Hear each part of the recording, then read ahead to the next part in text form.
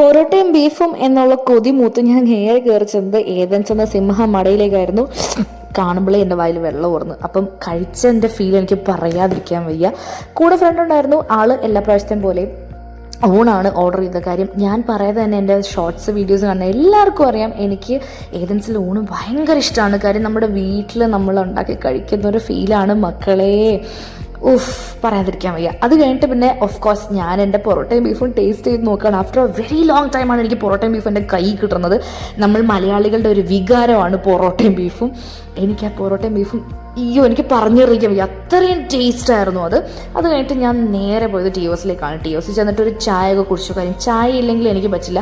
പിന്നെ രാത്രിയായി വിശന്നപ്പോൾ നേരെ ഇതും എൻ്റെ ഒരു ഫേവറേറ്റ് സ്പോട്ടാണ്. കോളേജിനെ തൊട്ടടുത്ത് തന്നെ റെഡ് കിങ് ചില്ലീസ് അല്ലെങ്കിൽ RKC. അവിടെ ചെന്നിട്ട് എൻ്റെ ഫേവറേറ്റ് ചിക്കൻ വിങ്സും ഫ്രൈഡ് റൈസും ഓർഡർ ചെയ്തു. That is also yummy. അപ്പം ഇന്ന് ഇത്രയൊക്കെ ഉള്ളൂ. ഇനിയും കാണാം. ബൈ.